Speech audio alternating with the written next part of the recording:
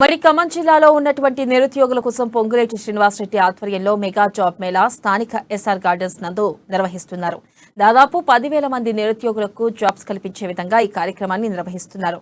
ఈ mega job మేళాలో 114 కంపెనీలు పాల్గొంటున్నాయి.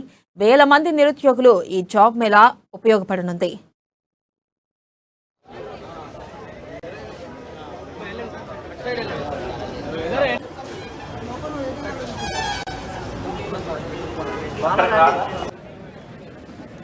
ఇటువైపు ఎవరైనా బాయ్స్ కూర్చోంటే దయచేసి ఇటువైపు కూర్చోండి.